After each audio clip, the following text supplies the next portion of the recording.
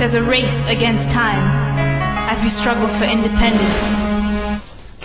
அவை தலைப்புச் செய்திகள். இனி விரிவான செய்திகள்.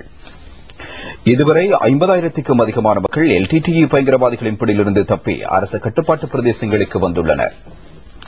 பயங்கரவாதிகளின் கொடூர துன்புறுத்தல்களுக்கு இலக்காகி வந்து சேர்ந்துள்ள இந்த மக்களின் சேமநலன் கருதி அரசாங்கம் சகல நடவடிக்கைகளை எடுத்திருப்பதாக வடமாகாண ஆளுநர் டிக்சன் சரச்சந்திர தேல தெரிவித்துள்ளார்.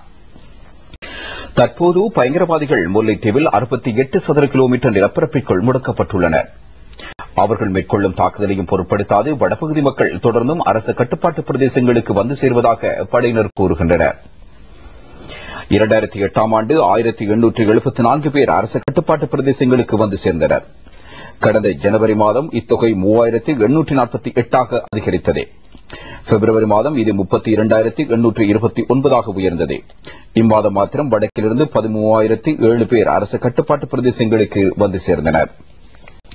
இதன்படி 51,508 பொதுமக்கள் அரசாங்கம் நிறுவியுள்ள நலம்புரி கிராமங்களில் தஞ்சம் அடைந்துள்ளனர். வவுனியா, செட்டிக்குளம், மன்னார் ஆகிய பிரதேசங்களில் 14 நலம்புரி கிராமங்கள் நிறுவப்பட்டுள்ளன. இங்கு அடிப்படை வசதிகளுடன் கல்வி மற்றும் தொழிற்பயிற்சி வசதிகளும் ஏற்படுத்தப்பட்டுள்ளன. இந்த நலம்புரி கிராமங்களுக்கு அருகில் சுகாதார அமைச்சின் விபத்து முகாமைத்துவ சிகிச்சை பிரிவு ஒன்று 24 மணி நேரமும் இயங்கி வருகின்றது. இம்மக்களின் வசதி கருதி 85 லட்சம் ரூபாய் செலவில் வவுனியா பெரியாஸ்பத்திரியில் நிர்மாணிக்கப்பட்ட 2 சிகிச்சை விடுதிகளும் நேற்று திறந்து வைக்கப்பட்டன. இங்கு 150 நோயாளர்கள் தங்கியிருந்து சிகிச்சை பெற முடியும். இடம்பெயர்ந்தவர்களுக்கென நிரந்தர வீடுகளும் நிர்மாணிக்கப்படுகின்றன. அரசாங்கம் இதற்கென 30 கோடி ரூபாவுக்கும் அதிகமான தொகையை செலவிடுகின்றது. அரசாங்கத்தின் இந்த நிவாரண நடவடிக்கைகளை ஐக்கிய நாடுகள் நிறுவனமும் சர்வதேச அமைப்புகளும் பாராட்டியுள்ளன. விடுவிக்கப்படாத பிரதேசங்களில் வாழும் மக்களுக்கும் அரசாங்கம் அத்தியாவசிய உணவுப் பொருட்களை தொடர்ச்சியாக வழங்கி வருகின்றது. கடந்த 2 வாரங்களில் மாத்திரம் 1000 மெட்ரிக் டன் உணவுப் பொருட்கள் பிரதேசத்திற்கு அனுப்பி வைக்கப்பட்டன. பயங்கரவாதிகளின் பிடியிலுள்ள மிகச்சிறிய நிலப்பரப்பையும் வெகு விரைவில் விடுவிக்கும் முயற்சியில் முப்படை வீரர்கள் மும்முரமாக ஈடுபட்டுள்ளனர். வடபகுதி முழுவதையும் பயங்கரவாதிகளின் பிடியிலிருந்து மீட்டு அம்மக்கள் சுதந்திரத்துடன் வாழும் முகமாக வடக்கில் வசந்தத்தை உதயமாக்குவதே அரசாங்கத்தின் நோக்கமாகும். திருகோணமலை, புல்மோட்டை, கடுகதை, நெடுஞ்சாலை நிர்மாண வேலைகள் துரிதமாக மேற்கொள்ளப்படுகின்றன.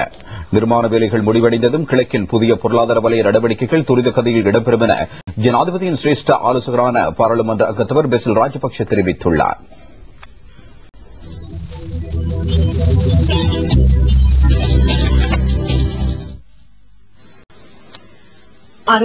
கிலோமீட்டர் நீளமான இந்த கடுகதி நெடுஞ்சாலையின் பல முக்கிய நிர்மாண வேலைகள் தற்போது பூர்த்தியடைந்துள்ளன. வீதியின் இருமரங்கிலும் உட்கட்டமைப்பு வசதிகள் விரிவுபடுத்தப்படுகின்றன. குடிநீர், மின்சாரம், தொலைபேசி வசதி ஆகியன இவற்றில் அடங்கியுள்ளன. தற்பொழுது 7 கிலோமீட்டர் தூரம் வரை காப்பட் போடப்பட்டுள்ளது. ஸ்பானிய அரசாங்கத்தின் உருக்கு பால திட்டத்தின் கீழ் 3 பாலங்களின் நிர்மாண வேலைகள் முடிவடையும் தருவாயில் உள்ளன. இந்த கடுகதி நெடுஞ்சாலை நிர்மாணிக்கப்பட்டதும் திருகோணமலையில் இருந்து புல்மோட்டை வரை விவசாயிகள் மற்றும் மீனவர்களின் உற்பத்தி பொருட்களை துரிதமாக சந்தைக்கு கொண்டு செல்ல வாய்ப்பு ஏற்படும். திருகோணமலை புல்மோட்டை கடுகதி நெடுஞ்சாலையில் இருக்கண்டி, புதுவை கட்டு, யான் ஓயா ஆகியவற்றை இணைக்கும் 3 பிரதான பாலங்கள் நிர்மாணிக்கப்படுகின்றன. இதற்கென அரசாங்கம் 1800 மில்லியன் ரூபாவை செலவிடும். இது தொடர்பாக பெசில் ராஜபக்ஷ மேலும் கருத்து வெளியிடுகையில், எந்தவொரு பிரதேசத்தையும் அபிவிருத்தி செய்வதற்கு அப்பிரதேசத்தில் உள்ள பாதைகள் முழுமையாக அபிவிருத்தி செய்யப்படுவது அவசியமானது ஒன்றாகும். நாம் இதற்கான திட்டங்களை வகுத்துள்ளோம். பெரிய பாலங்கள் நிர்மாணிக்கப்படுகின்றன. மன்னம்பிட்டிய பாலத்திலிருந்து அருகம்பை பாலம், பல்லஹேன பாலங்கள் ஆகியன நிர்மாணிக்கப்பட்டு வருகின்றன. முன்னர் பயன்படுத்தப்பட்டு வந்த 17 மிதக்கும் பாதைகளுக்கு பதிலாக நாம் பாலங்களை நிர்மாணித்து வருகின்றோம். கிண்ணியா பாலம் இவற்றில் மிகப்பெரிய பாலமாகும். புத்தாறு, கங்கை, மூதூர், வெர்கல் ஆகிய இடங்களிலும் பாலங்கள் நிர்மாணிக்கப்பட்டு வருகின்றன.